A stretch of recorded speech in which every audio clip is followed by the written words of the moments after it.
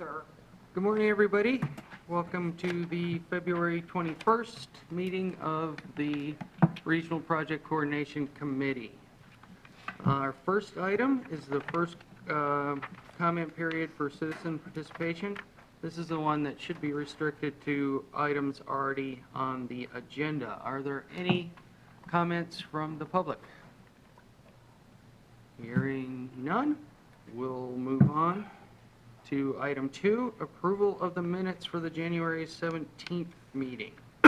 Are there any comments, additions, questions before we make a move to approve? Okay, I will make a motion to approve the minutes for the previous meeting. All in favor, aye? Aye. Any opposed? Hearing none, the minutes are approved. Item 3 is updated list of entity and utility contact persons. Are there any changes today? Have any come on in through the mail in the last month? Yes, Mr. Chairman, I don't think we had any changes this month. Do you recall, Tammy? And Mr. Chair, Mr. Facilitator, I think we are all covered, and I appreciate Bureau of Land Yeah. Management, Kern River, I believe, and Clark County Water Rec over the last month. Those are the last ones I'm aware of from January. So, unless there's any new, I think we handled all the ones that came up at the last meeting. I'm seeing no objections to that, so I think we're good. Okay. And Thank you, Tammy. And you're welcome, Mr. Chair, Mr. Facilitator. If I could ask all members and alternates, if you wouldn't mind, again, just looking at the list thoroughly, I'm thick-skinned. If there's any mistakes, members and alternates, let me know. I know things change. We appreciate that. Mr. Facilitator, we do have a change. Okay. So for the Southern Nevada Water Authority, there is Kenya Henderson and Deania Duran, and they will be replaced by Tammany Pennington. And I can send you, I need to fill out a form. Is that what I need to do? So, is that the replacing? Yes. Okay, got it. So this person is out, and you got new people coming in. Yes, there is a form, Okay, so we'll do that. because that's the official member alternate designation, right? Okay. That can go straight to you, Tammy? Mm-hmm. And Okay. just to be chair, and Adriana, just to be clear, Tammany is replacing them, Yes. correct? So Oh. that is already in the list, Oh. in the member Yeah. alternate. Because Okay, Yes, I just saw them listed, I just saw them still listed under Southern Nevada Water Authority, so. Okay, that's the contact list. Okay. So that's easy to change, because there's no Oh. public requirement for that. That's just a list we maintain just for basically courtesy of the quick reference for the committee. So we can just take that off straight away without any Okay. problem. And so the correct person is listed officially as the alternate to you on page 2 of that first section. Okay, Right. So, okay, piece of cake. thank you. No problem. Okay, before we move on to item 4, that contest list just reminded me that, yeah, we try to list, the city tries to provide all their project managers and construction coordinators, and I'll probably need to follow up with a separate email. We have a new project manager, Lyle Wilcox, and a new construction coordinator, Cassandra. A lot of people will know her last name because she's been in the industry for a while, but I can't think of it right now. But if you could, nobody's volunteering, Cassandra and CM. We hired her from somewhere. I can't think of her last name. I'll follow up with an email and the phone number for both her and Lyle. Watson? I think so, but I still don't have her phone number. All right. So I'll follow up with that. Thank you from the audience. I need all the help I can get. And that is, who's saying it, Watson? Who works for you? Okay. Which reminds me, when's my chairmanship about to end? I've nominated you to go again, Mark. In perpetuity. Perpetuity. Chairman for in perpetuity. Yeah. I appreciate the thought, but I'll probably decline. Okay, we'll move right on to item 4. July, to answer your question. July. I Yeah. knew it was coming up. I can last that long. All right. Everyone will be patient. I received presentations and I think, do we have multiple ones today? Yes. Received presentations from member entity and our utility on upcoming projects, new technologies, other topics of interest. And the first one, City of North Las Vegas, the overview of their capital improvement plan. So I guess we'll just start. Sounds good. Thank you.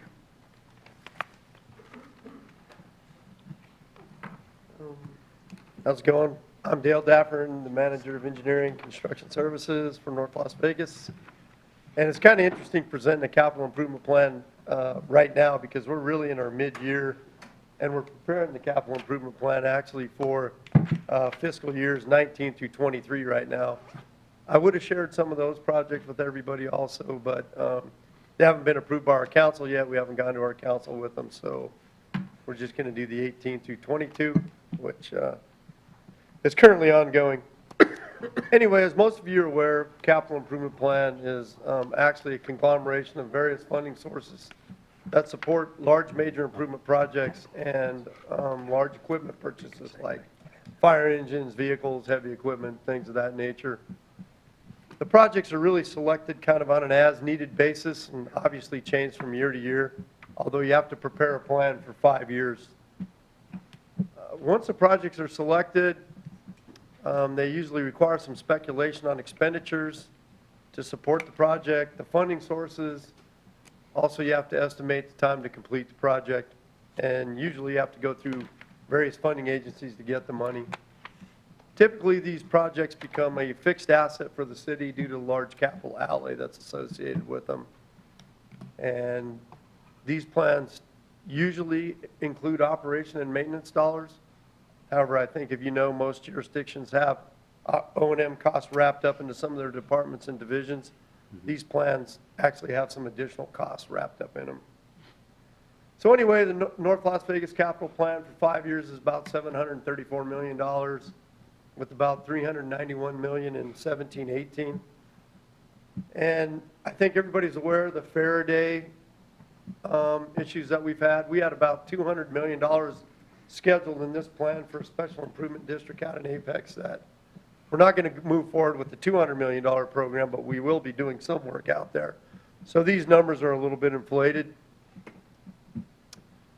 Here's a CIP trend for North Las Vegas. It's about, 17 years worth of information, but one thing to take away from this plot is this last 7 or 8 years or so, the money that we spent on capital has been relatively consistent, with a little spike there from the Faraday Apex in 18 through 22.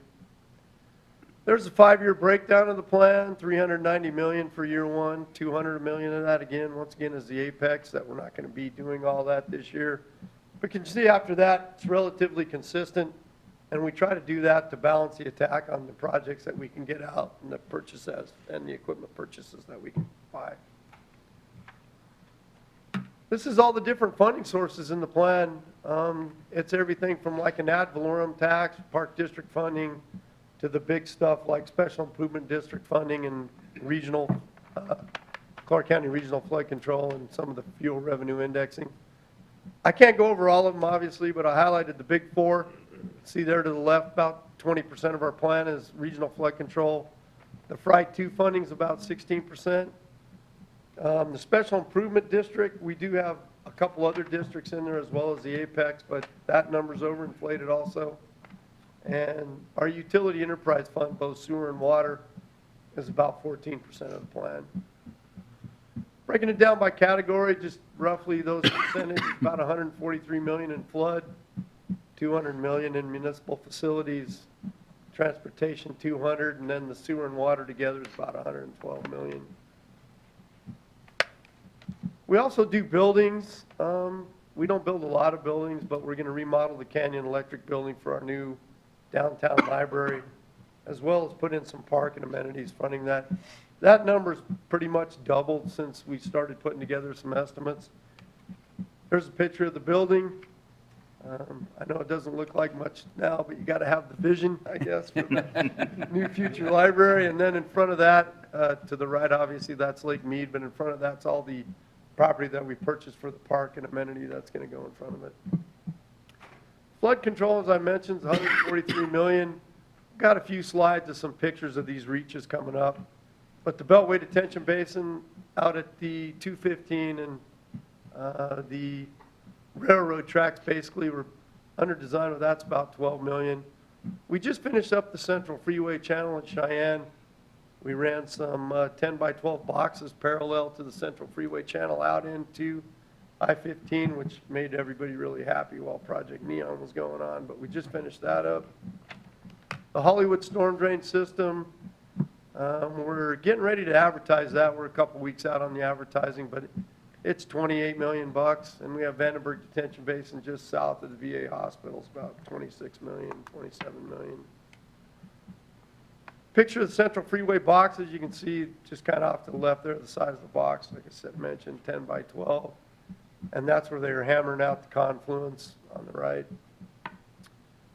There's the Hollywood Detention Basin, an outfall system. We're going to actually build that in 2 phases. You can kind of see here, that's Centennial Parkway right there. That's Las Vegas Boulevard. We're going to do that first phase. We're going to advertise that in a couple weeks. I think that's 12 million, but we ran into some environmental issues out at the Nellis Air Force Base, so we're not going to build the second leg probably for another year until we round out the environmental issues, but it's fairly close to being designed. For municipal facilities, that's the Apex 200 million I mentioned earlier. We also purchase equipment, fire engines. I'm not going to go over all that, but we had a $250,000 grant for some Homeland Security cameras. And we also remodeled several fire stations. We'll do the kitchens and the flooring and repaint the outside, freshen them up. And that's an $850,000 5-year program. I stuck this slide in there to show kind of how our city is expanding in boundaries, but you can see all of this is really the Apex area. That's US 93 right there. It's not all recently acquired, but we continue to acquire land out in that direction. And by the way, just so you know, this is Decatur Boulevard right here, so you can see the way the city is expanding. I don't actually think we remodeled this fire station, so, but it was a nice picture of fire station I found in our file. What we're doing is a lot of these doors right here roll up. They're constantly failing. I think most of you know the fire guys like to get out in a hurry. Sometimes they get hit and damaged, and they operate them a lot. So they're going with these bifolding doors that'll open sideways now, which all the motor systems down on the ground, which makes it a lot more convenient to work with. We're actually doing a lot of that work too. We also do parks and recreation in the CIP and the 5-year plan. You can see here we're going to do some parking lot rehab at Craig Ranch. We also have some perimeter parking. We have many parks that we're doing. I didn't list them all. Kyle Ranch is a big one. We have some BLM funding to redo that. There's a natural spring there. They tell me it's one of the oldest houses in Las Vegas, which was built in like 1858. Wow. So we're on our 3rd or 4th phase of that. We're also buying some property around Craig Ranch. We recently purchased an extra 5 acres at Carrion Commerce, which is a very expensive 5 acres of property. Right on the corner, we have 22 acres that we're going to purchase up around Lone Mountain and Camino El Norte soon. And the park's already 150 acres, so it's going to be a monster. A picture of the Kyle Ranch entrance. All of this is done right now. It's located at Carrion Commerce. If you want to go by, it's a great park. Has a natural spring and a boardwalk around the spring. This is the land acquisitions I mentioned. Kyle Ranch, it's right here on the left. This is the 7 acres we recently purchased. We've got some BLM money to redo that, and we recently finished this phase, and this is the phase we're doing the boardwalk and redoing the pond. There's where the new 22 acres we're gonna buy, 20-plus acres right in here, and we recently bought that corner right there to expand the park. Transportation's one of our biggest ones, obviously. It's about $205 million in our plan. I've got a few slides of these projects coming up too, but we have the Brooks North 5th Street to Martin Luther King section currently in design right now. It's about 90%. We just awarded the Gowan Road to Las Vegas paving. We've got an NTP coming up in a few weeks. Commerce Street's about 90% completed in construction. This Tropical Parkway connector is under construction right now. One of the big projects we have, of course, is Las Vegas Boulevard, Tonopah to Cary. We're going to connect up to the stuff that NDOT just finished from Cary to Nellis. It's going to be a real nice project. We're going to widen out the sidewalk area, new landscaping, some dedicated bus lanes. It should look pretty sharp down there. This is the Brooks Street project. We actually are going to advertise that with this Commerce Street reach, but we have a traffic signal we're going to put in here. We're going to widen this and improve all this pavement through here. It's a very busy area, heavy industrial, and it has a school located on it also. Las Vegas Boulevard, Tonopah to Cary. That's about a $10 million construction project, and we're going to connect onto the NDOT reach, as I mentioned. This is one of our big projects under construction now, the Tropical Parkway connector.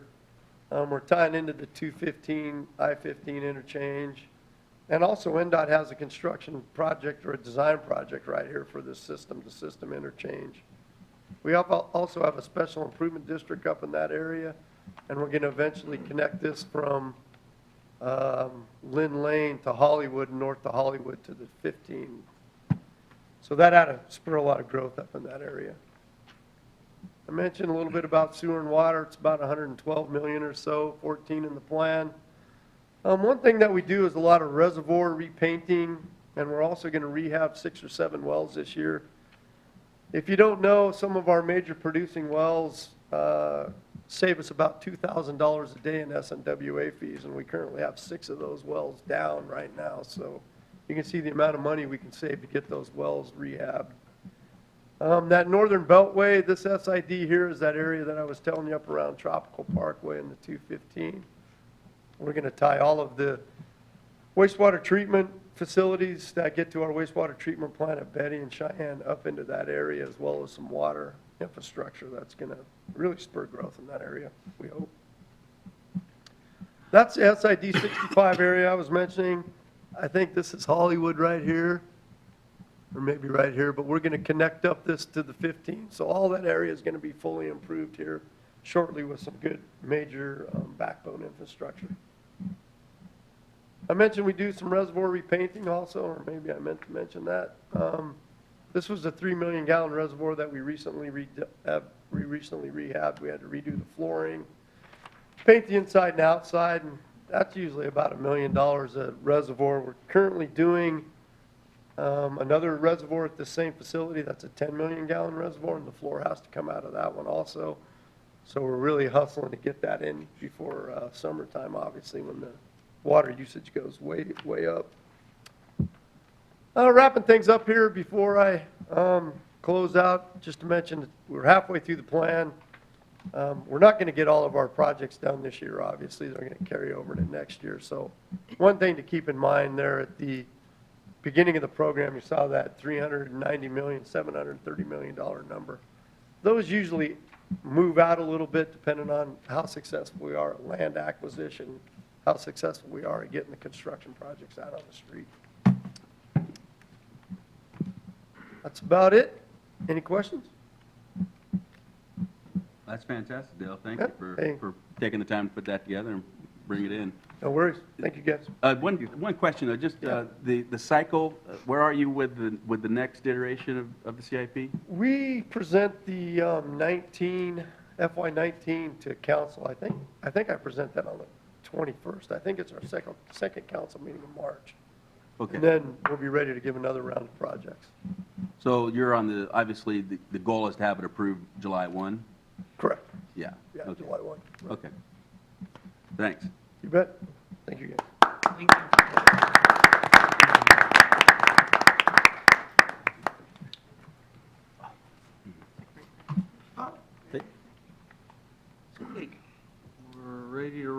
into Yeah, our before second we move on, Mark, just because that's led us a good segue, we wanted to just mention briefly kind of our plan going forward as how we're going to handle the CIPs coming into the committee. You want to mention that? So, Mr. Chairman, if I may, the plan of this committee is to really kind of get the capital plans as they get adopted, identified out to everybody on what the new design projects are and where those things are. So if we can, as we get these things approved, so I'm going to work with flood control, and I will handle all of the entities' transportation capital plans when we get that adopted. I'll work with flood control to get all the flood control, since that's a big chunk of everybody's plan, and we can handle that on a regional basis of what those capital plans get approved. And then if each agency can, when they get their capital plans ready for adoption and when you're ready to share them with the public, if you can bring those forward with a presentation of basically all the other types of funding sources like Dale mentioned, right? You have water, you have sewer, you have parks, you have all those other things. If they're going to impact the right-of-way, we would like them to be presented here, so we can get them all as they're being adopted. Then the goal is to have the RPCC map identify everybody's capital plans as they get adopted going forward on what their current, 3 to 5 year plan is for those projects. So we'll have everything that's impacting the right-of-way identified on those on the map that has been adopted by each agency. And then that can become the extensive map as we update. Then it'll be every year as those things happen, they'll just get moved to where they need to be moved according to with the plan. So that's where we would like to go forward with that. So I know it's going to be hard trying to fit everybody into the beginning of the fiscal year. So that's why I'm asking, like like Dale says, if he's done in March and it's adopted by his board, then it's public information. So we can get that out here and we can get it on our map. So anybody who kind of gets them in that scenario and gets them adopted ahead of time, if we can get those presented to us so we can kind of schedule those out and get them in there, that would be great. Yeah, and obviously they're going to pile up. The idea is really just try to get into a routine and kind of just make it, a set part of our schedules. So, so look forward to that. So, thank you, Dale. I had a couple of questions on that. I'm glad we did take a moment to talk about that in between presentations. First is those submittals of our capital plans can be, and for the purpose of putting on the map, would better be in paper as a part to a presentation like this, but we would still encourage presentations like this along with just submitting your capital plan in paper. Yeah, for sure. Okay. Yeah. I know the cities. For the benefit of the public and obviously the synergy that you get in an open conversation. I know the city's last presentation, and we focused a lot on the city's utility retreat and just kind of some highlights of our upcoming projects. As before, a lot was solidified with Fry too. So I think I'll volunteer before I leave my chair.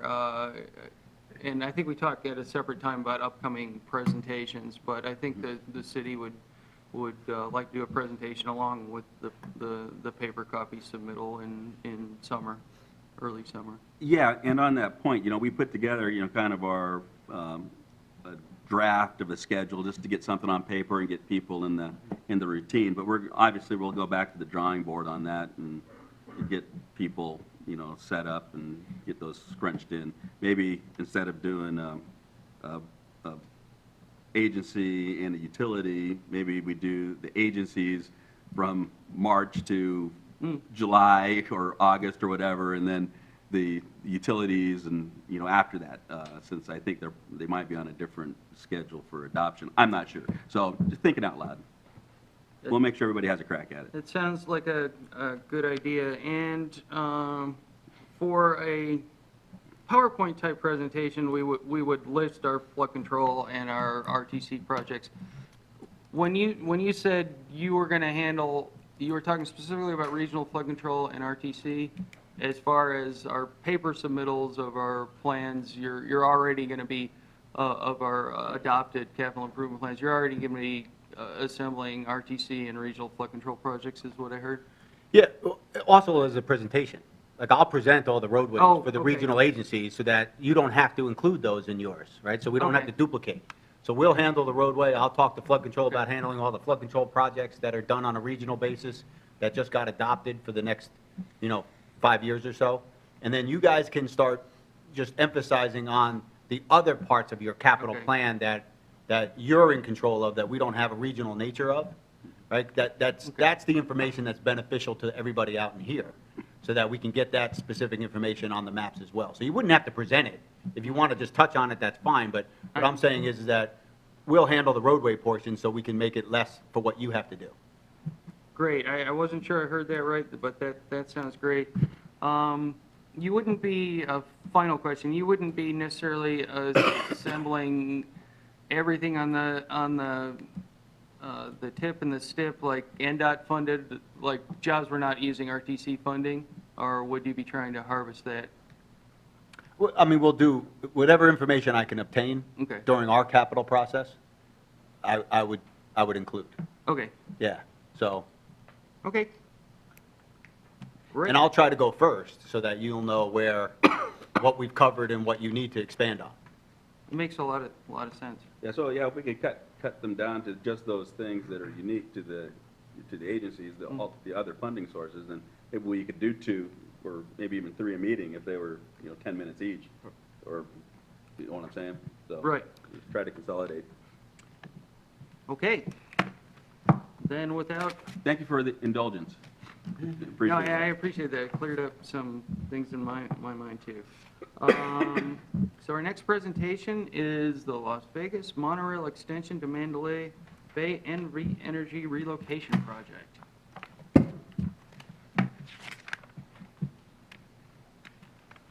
Welcome, Sean. Good morning, everyone. Morning.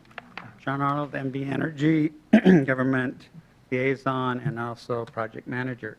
Glad to be here. As you all know, Las Vegas is growing again and on a boom again. And just as, Dale had mentioned, he's got a lot of projects that are coming up, and as we all have projects coming up, is one for the Las Vegas monorail extension to Mandalay Bay. Everyone wondered if this was going forward. Well, it is going forward, and it is moving onward. Now, if I do this right, it worked. So now the monorail is going to extend from MGM and head all the way to between Mandalay Bay and also the Elexor. And the proposed route is there, as you see, it crosses Tropicana. See if I get right here, Tropicana. And then it comes down Koval and then heads down, I believe that's, is that Guile? Reno, sorry, Reno, and I should read my notes up above. And then it goes down Guile, and then right here, Mandalay Bay Drive, and crosses over and meets up there by the Lexor and between Mandalay Bay. And so I'm happy to have a representative from the monorail with us, and Steve Wiz or Misty. I always say Steve Wiz because I always get the last name wrong, so Steve Wiz. He's from CA Group and is the design lead on this. Curtis Miles is the CEO of the Las Vegas monorail. He couldn't be here today and wished he could. But moving forward, we will be having 2 kinds of projects for NV Energy. One is a distribution-only project, and then you'll hear what's called a linked project, and I'll go over that a little bit after I go over the distribution-only project. The distribution-only project is going to head right here down Koval and down Reno and then Giles, and then stop right here at Las Vegas Boulevard. And so there's a lot of work that they have to do in there. They'll be installing new power service pedestals, removing some existing line structures and underground facilities. install new overhead and underground conductor. So a lot of everybody in here will, MB Energy Distribution will be coordinating with you on those relocations, and some that probably want to coordinate their facilities that may have to be relocated as well. So then we have what's called the LINK project. The LINK project is the bigger portion. It involves our transmission, distribution, telecommunication, and it's also for overhead and underground. So, oops, let me go back here. So right here we have existing facilities that have to be removed because of the monorail, and I'm going to have someone share more on that aspect of that portion of this project. But I also want to bring up, you have some information on your tables. There's some also up front. Gives you a little bit more information on NV Energy and some things that might interest you that we are providing for you. But I'm happy to introduce Dennis Mac Lynch. He's our principal engineer. He's been with NV Energy for 12 years, and he has worked on transmission for 32 years and transmission underground for 25 years. You might know of some projects that he's worked on, the Flamingo project, because that was a big project, and then the Sinatra project, the 230, 138, and the list goes on. But I'd like to welcome Dennis Mac Lynch to head up the next portion of this presentation. Dennis?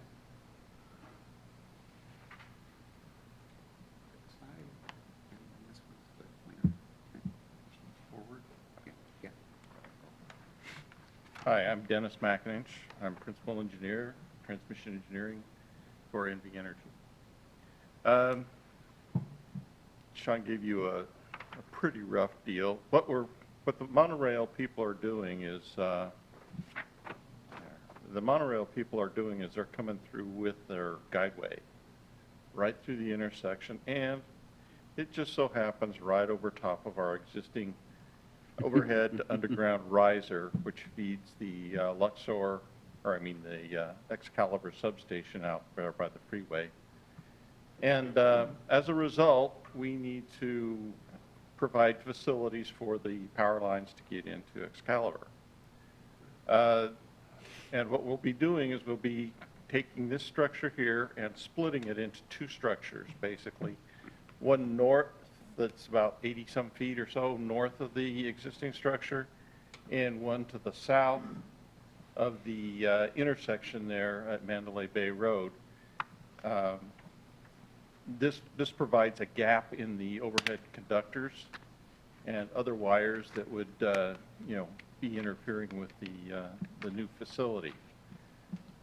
This work can become, well, it will be quite disruptive of the traffic flow patterns and stuff like that in Las Vegas Boulevard at Mandalay Bay Drive. And we also have to maintain our points of service to Excalibur. So anyway, that's, in a nutshell, that's the purpose of what we're trying to do here, is we're trying to open up a gap in the wires. And this here is the overall project area. This is the intersection that we're talking about. And you can see in that intersection there, or in this slide, that the green line indicates kind of what's happening with the underground transmission cables. We've got a red line right here. This is kind of a shoe fly that's going to be used to clear the work area. And then this one over here is designed to maintain service to the Excalibur substation during the construction phase.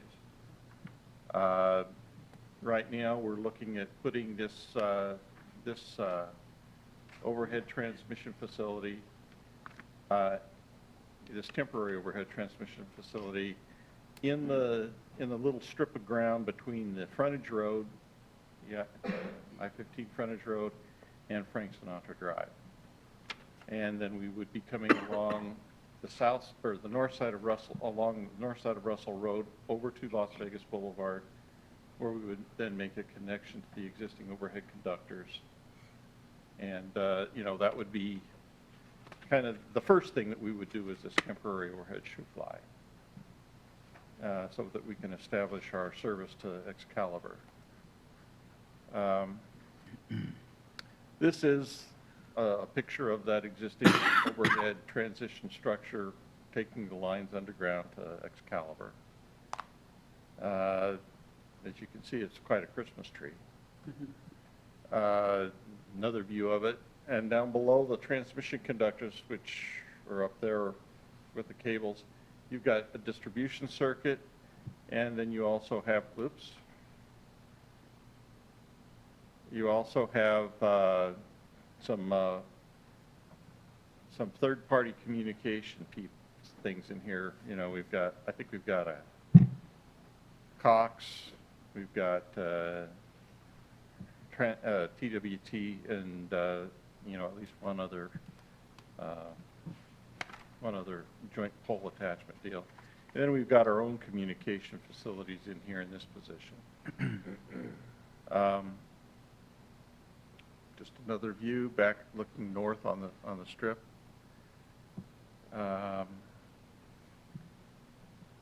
Okay, we're going to be installing 2 temporary overhead facilities. Those are what we call the shoe flies. We're going to be, once we get those shoe flies in place, we're going to have the site cleared so that we can actually start to work in digging the underground duct banks into position. Right now, the existing duct bank system threads through the intersection, but we have to split it. And and this location here, which shows in the middle of the boulevard there, the northbound side, is going to require that we get down there, expose the existing duct bank, chip out the concrete, and hook into the existing conduit system. We're not exactly sure what kind of requirements we're going to be asked to meet out in this intersection here, because we've got other utilities. You've got the water district. We might have SNWA. We've got the sewer district, storm drains. We've got a jet fuel line that we've got in there. We've got a lot of stuff in there, and we've started to, you know, to investigate this, all of these facilities, and we will be in contact with all of the interested parties in this area here. Even the overhead facilities that are the joint pole attachers, they're going to be contacted and notified that, you know, we've got to find places for them to go, and it's going to be an underground connection that they're going to have to do. I apologize, Dennis, I missed it. What intersection is that again? This is the intersection of Las Vegas Boulevard and Mandalay Bay Okay, thank you. Road. It's not the busiest intersection. It's a lot like Tropicana, but it's still, the north-south traffic on Las Vegas Boulevard is pretty major. We will be putting in a couple of vaults. This is a picture of a vault that was put in on in Flamingo Road to do splices and other maintenance on the cable system. We'll be putting one of those north of near the north transition structure and one near the south transition structure. This is just another picture of the installation. This is very similar to the type of structure that we're looking at putting out there for the transition. We'd be bringing in the overhead conductors, and then we'd have the terminators and arresters with the cable leads down into the underground duct bank system. What we would be doing also is we would be dropping the distribution circuits that are on there one span back from these transition structures, so that we we don't have a conflict with, having too many cables on a pole and making working on the thing difficult. One of the problems that we've had with the existing structure out there on Las Vegas Boulevard is if you work on one side, you almost have to take the other side out to avoid electrical contact and improve your safety. So, we're going to be providing separate structures and trying to separate any kind of work zones so that you wouldn't have to worry about that. This is just a drawing of a structure that was put in actually in North Las Vegas for that airport relocation with another picture of what the typical structure would look like. This is the single circuit duct bank system that we would be putting in on that sweep around and to the south riser structure. We've got a box in here that basically is what we would consider our exclusive easement area. And then we've got a larger box, which we have as a non-exclusive easement area, but what we're trying to do is basically make sure that we understand where other utilities are, if they're in proximity to our facility, or if they want to put their facility into an adjacent to our facility. We're not going to stop anybody from doing it. We just want to know and be notified if you're going to be in that zone. This is a typical double circuit duct bank. I don't know whether we're going to be constructing any of this kind of stuff right now. Hopefully not. This is a picture of the cable pulling operation. We anticipate that cables will be pulled into the duct bank system, both at the riser structures, both north and south of Mandalay Bay. And this is kind of what the pulling operation looks like. It's pretty slick to watch. Anyway, any questions? Before question, I just want to make a couple things that I forgot to mention. One is our project for this. Todd has helped us put it onto the map system, so it's on there and contacts and information. But I also wanted to, because there's a lot of coordination and stuff here, like we did on Flamingo, that we do have an outreach representative, and he's here today, Mark Sievert, who will be helping us on that aspect, and he also represents our corporate communication team.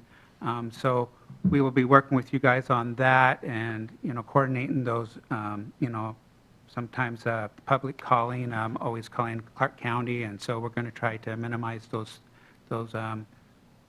questions. And with that, turn it over back to you. Have you got? Are there any questions about what we're looking at doing? Details? I may have missed it. Do we have a time frame? The time frame for the overhead shoe fly along I-15 is going to be late this year, probably starting about the 1st of September through the end of the year. We're going to be building that and trying to get all that stuff hooked up. Then next year, starting early next year, we'd start on the underground duct bank portion of it. The hope is to have everything buttoned up by the end of 2019. So then you've cleared the ground for the monorail to start doing their thing. Yes. Well, actually, the monorail's planning on coming through, and they're going to be sitting there waiting for us to be complete there at the intersection. So, we can't run this thing sequentially, and we've got some long lead time items like the cables and the tubular steel poles that we're going to be putting in. Mm-hmm. And those items are kind of driving where we can go and how fast we can go. So obviously there's been a lot of, like Sean mentioned, conversations with the entities. Can you just briefly talk about what you've done as far as communication with the property owners or have those conversations started yet? Well, let's say that some of them have through the monorail and, through their design. We obviously have to finalize our design before we can really approach those, because there may be some, route changes dealing on, what we may deal with the county or utility. So we are setting up meetings with the utilities for especially, Las Vegas Boulevard there, so that we can coordinate with you and have a sit-down meeting. I know that, CA Group has already had acquired some information from the entities, and so we're using that, and so we're trying to get an idea of where we're at. We're also having some potholes done, so we know a little bit more of where the facilities are, so that we can have a better coordination. We'll also be getting with Clark County very soon to go over those details along Las Vegas Boulevard and what's needed there. So yeah, we've got a lot of coordination to go.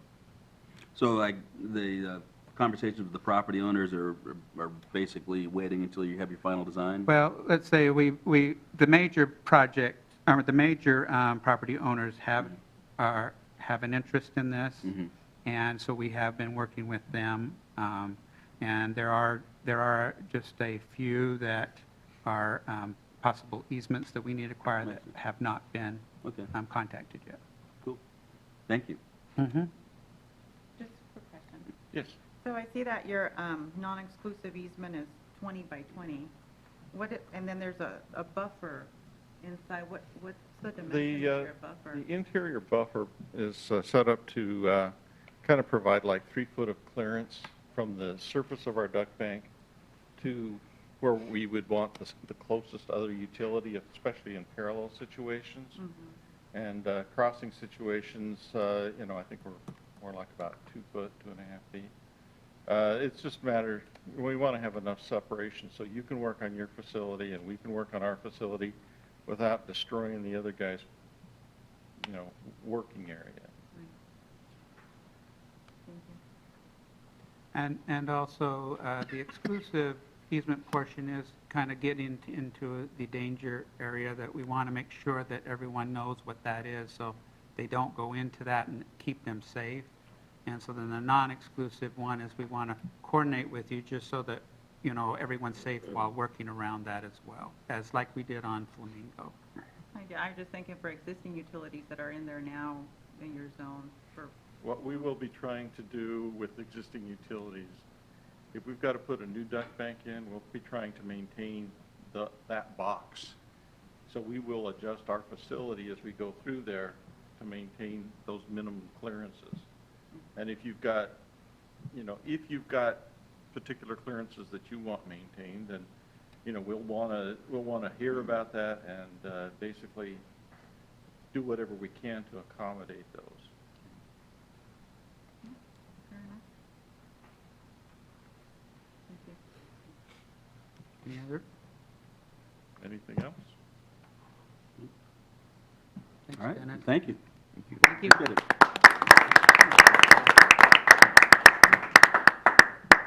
Thank you very much. Before we move on, I just wanted to note that not only was this presentation important for stakeholders, other utilities in the immediate area, other governmental agencies in the immediate area, but I learned a lot of things I didn't know that I hadn't learned on some of my other transmission relocation, occasionally undergrounding projects that'll help me on the next time. So I really appreciate that. Yeah, excellent presentation, thank you. Very informative. Okay, the next item is discuss potential projects on the 1 to 2 year planning list. Yes, Mr. Chairman, this is our standing item to give you the opportunity to look forward. Maybe we could pull up our map. Sorry for not having that. We're a little disheveled this morning. We're having some technical difficulties. I apologize for that. But in the meantime, I don't think RTC staff has anything in particular to highlight.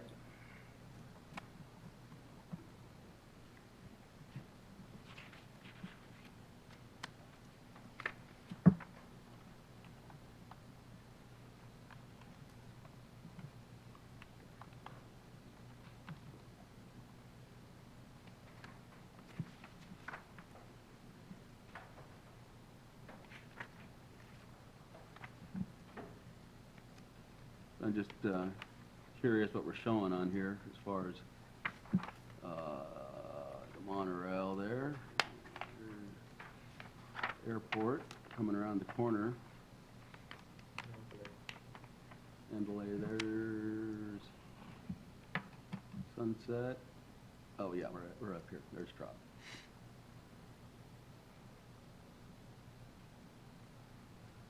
See what that is. Design. Who's that? Is that? All right. Well, we'll get her up now that we got it. So we appreciate the specificity. So we will definitely get her up there. Maybe this is the NV here. Fantastic. Look at that. Thank you, Sean. You're welcome. Really appreciate that. So info's there, and like I said, I don't think we have anything in particular to highlight. So, but if the committee would like to discuss something, we can bring it up.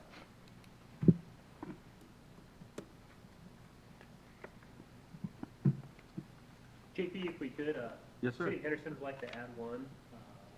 Many people are aware that we recently requested statements of qualifications for the Eastern Avenue corridor analysis. Yes.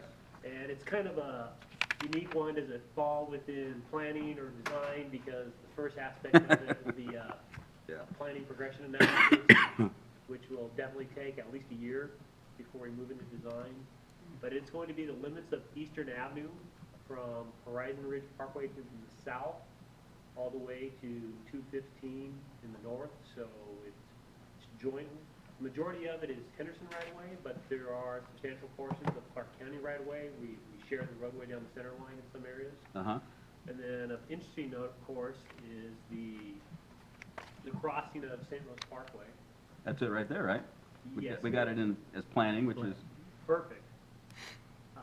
There is the potential, I just wanted to, bring this one up specifically, especially for all of the utilities in the room, that we are really trying to think outside of the box on this one. We'll see what we develop over the next year.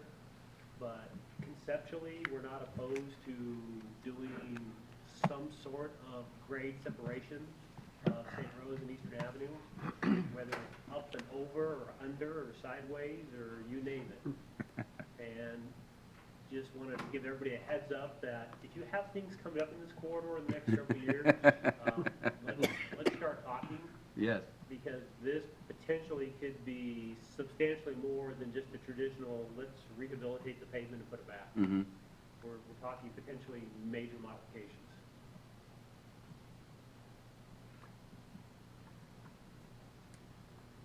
Yeah, I appreciate you bringing that up.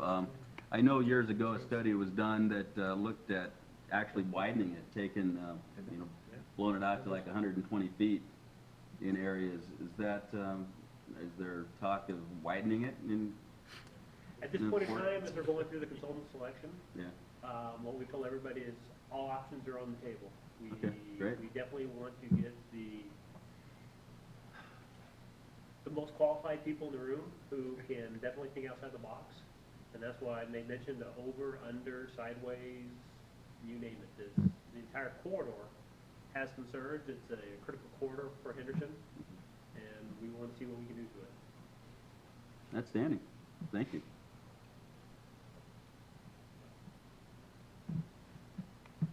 Anything else? I'll add in, at the risk of them not being on the map yet, Well, there's no shame in that, Mark. That's how we improve. We Okay. mention them, and It's then not there, we'll get it. We'll get it up there. Okay, We I'm can just- we can do it fast. We got Todd here, and he's fast as lightning. okay, I just tend to lower expectations before I speak at all. There's a lot of stuff on that map. I mean, in the 2 years we've been doing this, I mean, that's a lot of information that was never previously there. So Yes. I think if we're missing one or two here or there, we can be forgiven. Okay, well, I was going to bring a couple of brand-new ones that I think will have some interest to a number of stakeholders here. One is Fremont Street, Las Vegas Boulevard to 14th Street, which we just recently met with RTC about. I think on the FRI 2 list, it was just a conceptual study, and we're actually wanting to move ahead, and I'm not seeing. Yeah, it's not. Not in yet. Well, it's brand new. We met with RTC because we wanted to move away from the conceptual study right to a project. We also mentioned that we'd heard from RTC Transit, which is a little different than your group, that there was a desire to relocate part of the dedicated bus, the bus route with dedicated lane off of Fremont Street due to parades and, I think move it to Ogden. I'm That's sorry. Carson. Carson. Carson, thank you. So we're just starting to get going on that, and it's kind of a rush. Our city council is very interested in bringing that sidewalk in when we relocate the bus lane. So we've already mentioned it in the city's monthly utility meeting, and I just wanted to bring it up as the corridor is not as crowded with utilities as we thought it would be, but we are kind of front burnering that design, so we're already talking to utilities about it. And I'm going to bring up another one on the list, on the projects that you printed out as being interesting because there's a lot of other projects in the area. There were 2 NDOT jobs, a North Las Vegas job. The city job is Rancho Drive Bonanza to Rainbow, and that one is well in design. I think they're in right-of-way right now under Jeremy Levitt, but we'll definitely bring back to him this list if he hasn't already run that routine where you can see projects in the area. We also have some new jobs in the Rancho corridor, both a sewer and a storm drain, and I'm pretty sure they're not on the list. They're in the the downtown area. Okay, I don't remember the exact limits. They're brand new, and they're with my new project manager Lyle, which we haven't trained yet how to put things in the list, so I don't think they're in there. Okie, Palomino, Mesquite area. There's a sewer and a roadway project going in, and they're just started. And I'm just bringing that up because the Rancho corridor is always fun to work in. And that's all I had as far as new projects. Thank you. We'll get them up there. Or I guess we're going to wait for now that we've got the automated system, we'll wait for them to come over. And, Yeah, they'll be getting in very soon. Understood. Thank you. Which is a much more efficient way to do it, so Yes. we appreciate that.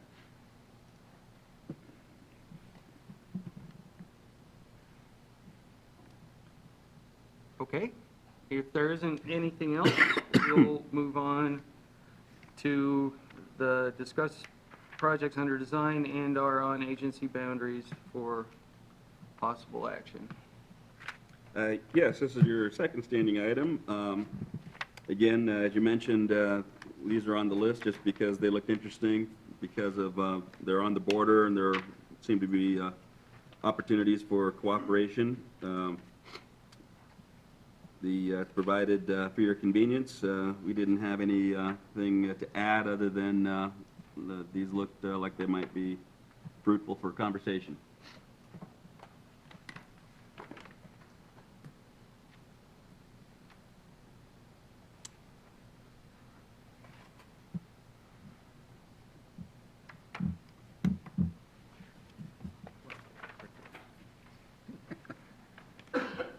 Actually, I'm going to mention a couple in the medical district now that I'm just kind of thinking about it. We're about to start the Bearden Wellness Way project construction. We're hoping for a notice to proceed in early August, and that was on the list.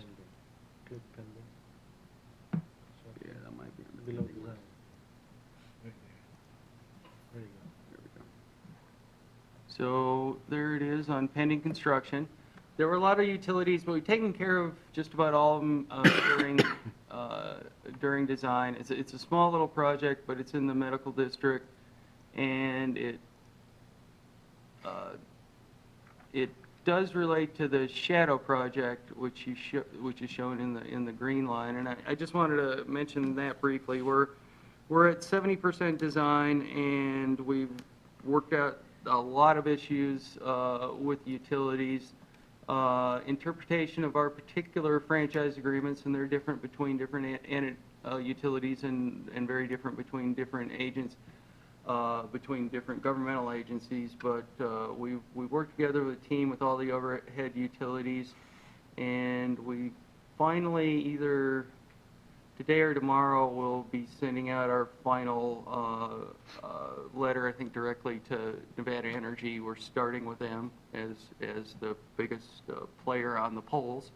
So we're sending out our final city attorney determined opinion on cost responsibilities. It was rather complicated on this job. There are a lot of different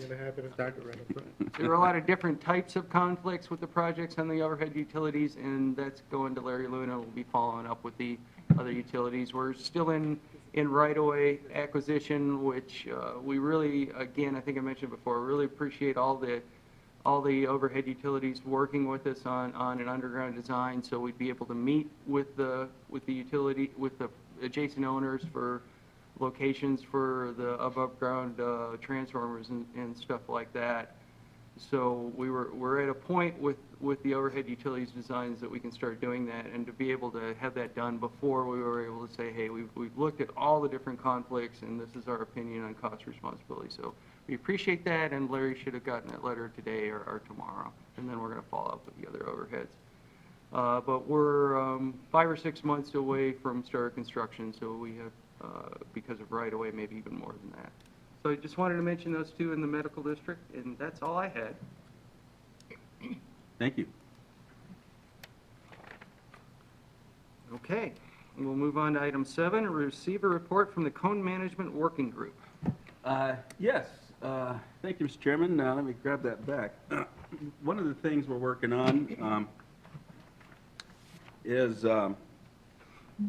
our goal number 3 for the Cone Management Group, I mentioned it last time, is to try to improve, understand first, and improve second, the temporary traffic control permitting process, conditions of approval, that kind of thing.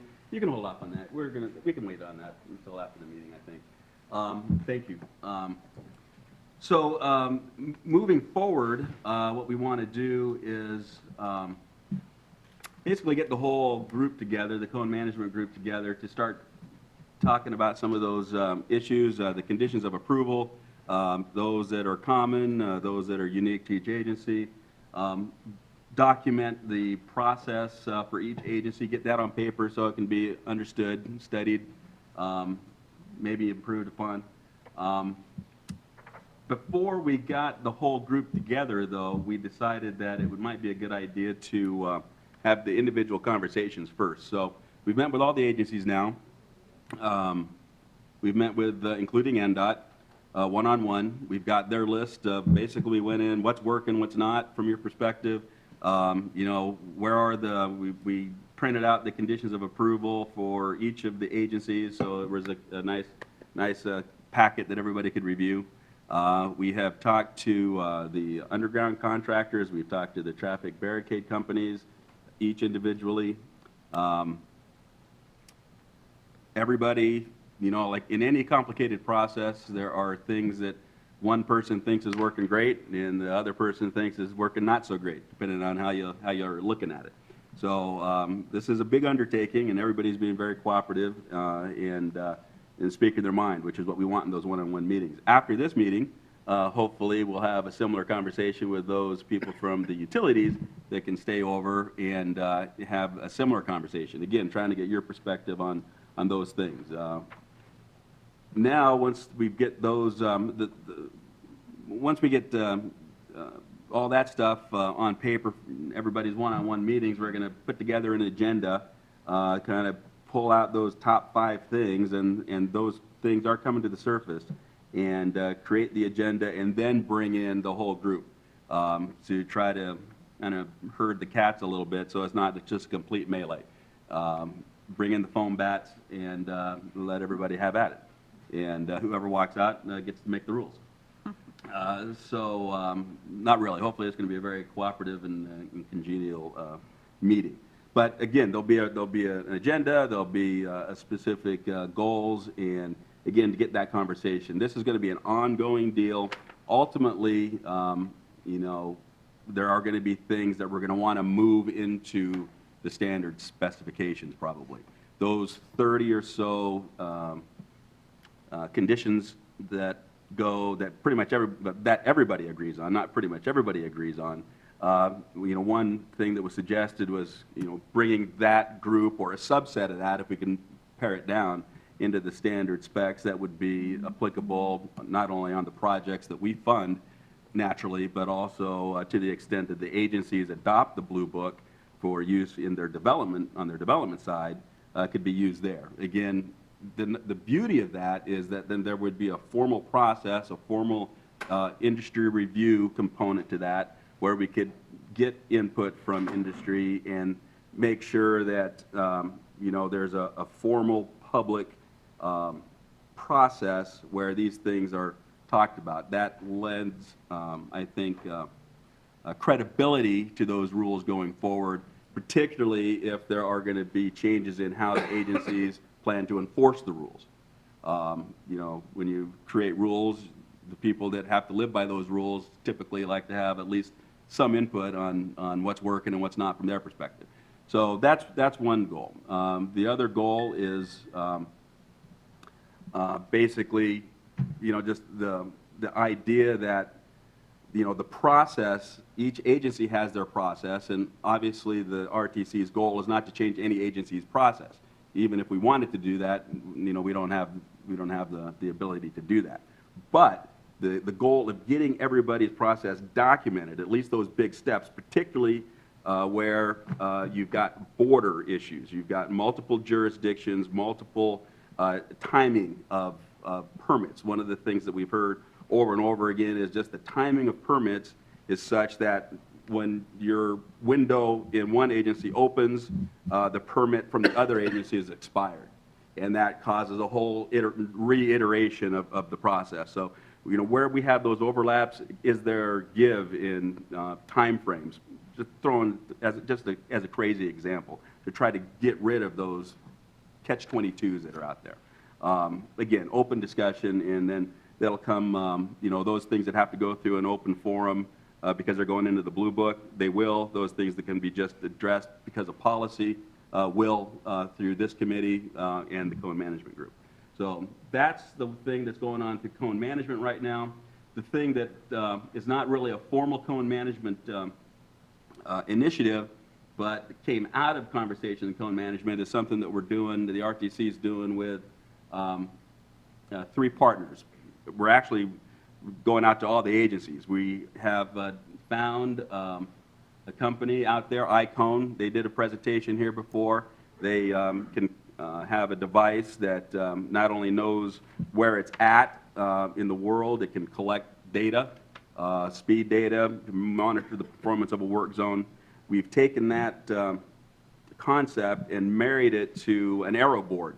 One of the problems, again, going back to those conversations that we've had with the agencies, one of the problems the agencies are having, not the county so much because they do things a little differently, but the other agencies is they don't know exactly when those work zones are showing up out in the real world. You know, we can show the project, but where the work zone is within that project is difficult.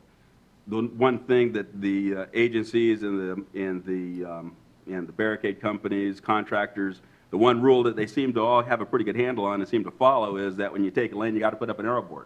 So if we can have some intelligence built into that arrow board that when it goes into arrow mode, if it can broadcast it, hey, I'm taking a lane, then automatically that's notification to the agency, that's notification to the public, that's notification to the RTC that there's a capacity reduction, and that, you know, what is the effect of that, and get that out to the public. So what I wanted to show you is what we're working on.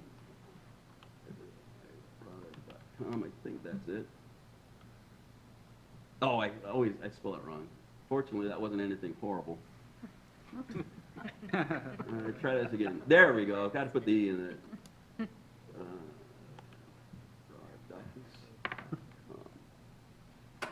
Thank God. Okay, so we're working with Icon. We're working with Triton Traffic Technologies. We're taking the brains of the Icon, we're putting it on an aero board. That aero board then it has the ability to send information to the Icon servers, which is then broadcast to Waze. So we've got notification to the public via Waze. We've got notification to the public via the data stream that the RTC can ingest and send out with alerts and other such things. Our text alerts that FAST sends out already. So if you zoom in here, and this is the first deployment in the country, really in the world, where you've got in real time the ability to see the state of an aero board. So right now, out here in my neck of the woods on the way home, on I-11, phase 1, that aero board is taking a lane. We know that. That is actually being sent to Waze right now. Icon has a relationship with Waze, but it's not an exclusive relationship with Waze. They're also working with other traveler information systems to get that information out to the public via other applications. This aero board is in caution mode. These are right and left, obviously. And the other nice thing about this is that it continues to broadcast even if the aero board is off. So these guys might be probably maybe in the yard. So that was important to be able to see these things even when they're off, to know that traffic control, a change in traffic control is imminent. A work zone might be on the verge of showing up. So we're on the baby steps of this thing. We've got projects identified in all 4 jurisdictions in the valley where we're going to put these things out and start collecting data on RTC-funded projects. Again, these are owned by Triton at this point. They have the exclusive right to sell the Icon equipment in the valley, but we're expanding that, and we're going to work it out, and we're going to put some on the project. 2 or 3 month little trial period. Then the ultimate goal is to create a specification to require this type of performance specification to require this kind of capability on all RTC-funded projects. Hopefully, then that will create a spillover into the agencies where they require this kind of capability on all projects. Every aero board will have this capability. The brains cost about $1,500, so we're not talking tens of thousands of dollars to make this happen. So that's the other thing that's kind of that came about because of conversations in cone management. So that is all I have for cone management today. I'd be happy to answer any questions on this. This is really cool, and we're going to have more detailed stuff and probably a full-on demonstration of this at a later meeting for you folks. This is a teaser. So, any questions? Thank you. Thank you. We were well teased. Yeah. I'll take that as a compliment. It was intended as such. Thank you, Mark. Discuss item 8, discuss other topics of interest. We have been. Do we? RTC? No? We're good. Okay. Hearing none, the final comment period for citizens' participation. No item taken on this matter discussed under this item, although the committee can direct that it be placed on a future agenda. Do we have any comments from? A big audience today. Nobody wants to speak? All right. Okay. I tried. Thank you. Meeting adjourned. Thanks, everyone. I think it might have been the